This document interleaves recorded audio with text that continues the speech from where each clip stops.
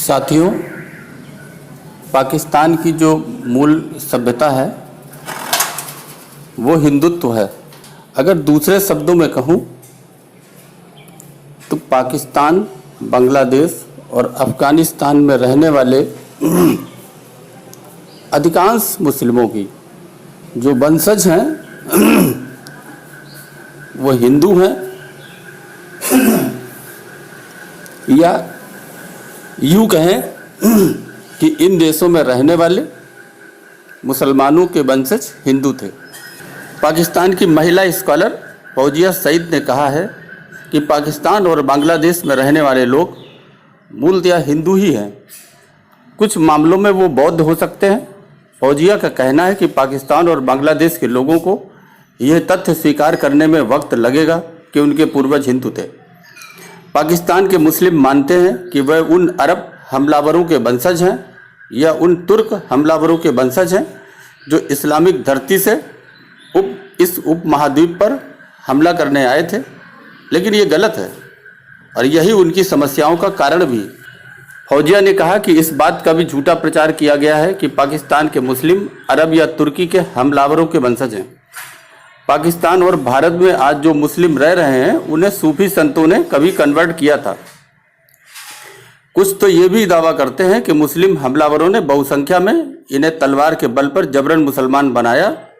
यह इतिहास के शोध का विषय है। फौजिया ने बताया कि चीमा, बाजवा, सेठी, सहगल और घाखर जैसे सरनेम दोनों धर्मों में होते हैं। उसने कहा कि पाकिस्तान को आतंकी राष्ट्र कहने में कुछ भी गलत नहीं है, क्योंकि वो लंबे समय से आतंकियों को पनाह दे रहा है। इसका खुलासा उस वक्त हो गया था जब पाकिस्तान में अमेरिकी हमले में अल-कायदा का सरगना ओसामा बिन लादेन मारा गया था। पाकिस्तान के जितने भी संस्थापक हुए हैं उनकी पुश्तैनी जड़ें अगर हम देखें तो हिंदू धर्म से जुड़ी रही हैं। इन सभी के पूर्वज हिंदू थे और ये बाद में मुस्लिम बन गए।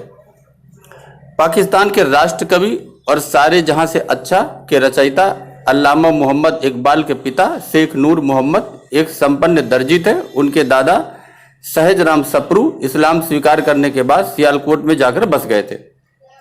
पाकिस्तान के चौथे राष्ट्रपति और 9वें प्रधानमंत्री रहे जुल्फकार अली भुट्टो खुर्शीद बेगम से पैदा हुए थे, जिनका विवाह पूर्व नाम लाकी बाई था।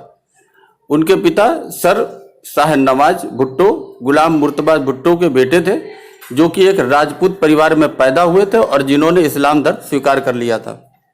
क्या आप जानते हैं कि एक हिंदू ने ही लिखा था पाकिस्तान का पहला राष्ट्रगीत?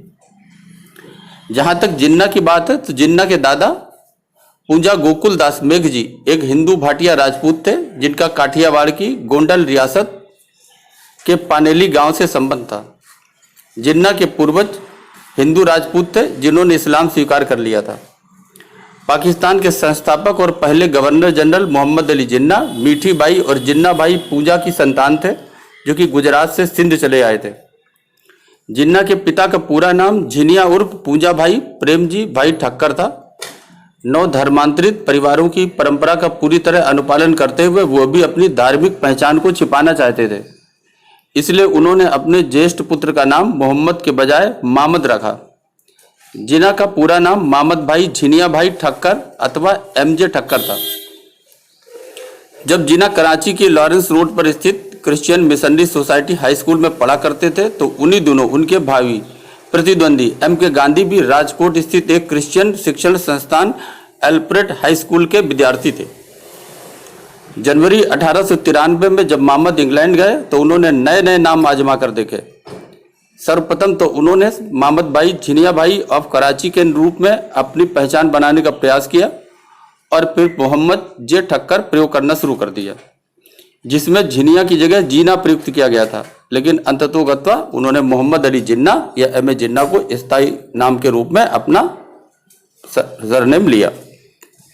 अगर पाकिस्तान इस छोटी सी बात को समझ ले कि उसके पूर्वज हिंदू थे, न कि तुर्क और अरबी, तो सब कुछ ठीक हो सकता है।